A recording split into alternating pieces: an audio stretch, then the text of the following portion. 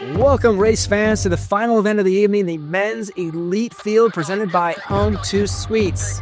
We're excited to welcome our men's elite milers to the start line, and from left to right, we have Holdsworth, Prakel, All, Gannon, Laird, GIBSON, Benson, Bonds, Franks, MCKLUCKIE, DASCHBACH, MILNER, Cutting, MONG, Price, Gannon, and MITCHELL-REISS. 16 racers and 1 pacemaker.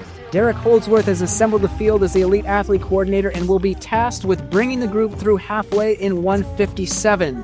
As the gun goes off and they are underway, we can see that Holdsworth is indeed out there doing his pacing duties diligently, moving the entire field to the center of the road. The men are bunched in the early stages just off the pace, perhaps knowing that the heavy moves will be made a bit later after halfway. However, if they want a shot at any sort of bonus prizes, they need to be on pace before halfway.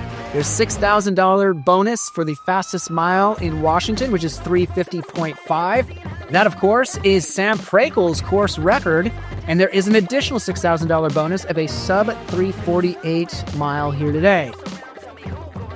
Adding on to that, the winning racer will receive $5,000, so quite a hefty payday for these folks, as now Carter Cutting is moving up.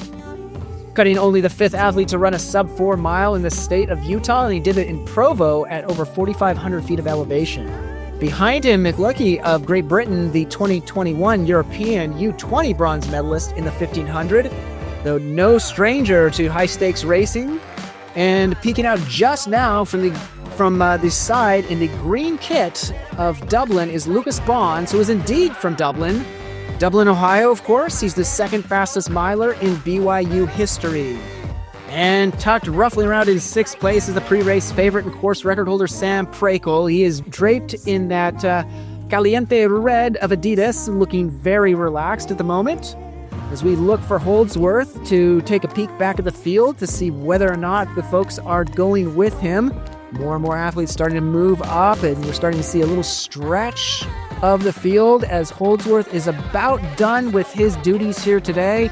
Going to be peeling off here, and we'll get a halfway split.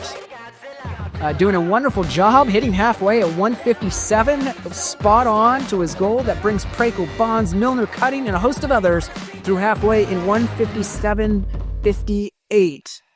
Now we get a glimpse of the full field and see 2024's runner-up Aaron All, a solid steeplechaser. There he is, putting himself in the mix and wearing that black cap over the black kit. And just as I say that right now, we can see that Milner has pushed his chips into the center of the table. This is his big move, his bid for glory, thinking he has got to outstrength, if that's such a thing, the entire field, trying to put a little bit of sting into the legs of the kickers. But these men are so strong, not just great milers, but great 5,000 meter runners, great 3,000 meter runners. And we're just going to see whether or not this move can hold up. And it doesn't appear so. The group is now bouncing back after that quick little burst of speed. It appears as Bonds, All, Cutting, Prakel, and McLuckie are all about ready to storm past at the 3/4 mile mark. They cross the train tracks on their way in with less than a 1/4 mile to run. It is McLuckie going to the teeth right now. As you can see, a bit of strain on his face, knowing that he has got to grind it out and get away from Prakel and get away from Bonds. The big kickers just on his shoulder on either side. And just as we get to that point, we can see them blast past the final stretch. It is Prakel and Bonds, red and green. Now Prakel's in the front. This is it. This is the big move. Does Bonds have the ability to respond? It appears he has not. It is Prakel on his way in to the lead, riding the swell of the crowd noise. And it is Prakel title time once again in Yakima. A great run by Sam Prakel, running 1:58 for the first half and 1:54 for the second, 3:52.02 for the win. Bonds 3:53.07 in All, 3:53.53 in third. I felt good coming in. I think the last month of training has been my best month ever, so I came in confident and just wanted to run smart and make the right moves and secure the win, and I definitely had to work for it. You know, those guys made some strong moves. Henry was up there at 800, and then I think Mark made a strong move, and Lucas, and just yeah, such fun, you know, racing those guys, and yeah, really worked the last 200, but it paid off. I knew if we were getting close to the time, we had to run smart and knock it out too hard. So I think Derek did a good job pacing, and I was just trying to be patient, and I knew we could really close hard, and 3:52 I think is what we ended up running, which is honestly a little faster than I thought we were going to go today, just with how everything was playing out.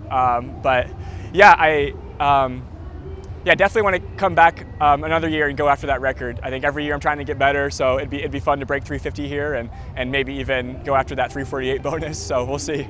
Coming back to Yakima, man, like, what do you like about the event, about Yakima? I mean, what brings you back every year? Yeah, I think it's a really wholesome event. Chris does a good job putting it on, and all the volunteers are super friendly.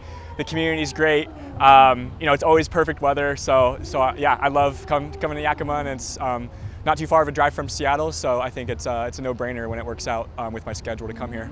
And what's next for you? What's kind of some of your ambitions just in the years to come? I mean, seasons to come. What are you looking to? Yeah, I think I have a lot left in the 1500, so I definitely want to run at least, you know, a second or two faster in the 1500, and I'll have a chance tomorrow to run a PR, and if not then I'll run Portland Track Festival next weekend, and maybe some races in July. So just really working on that 1500, and I think it's just a perfect event for me.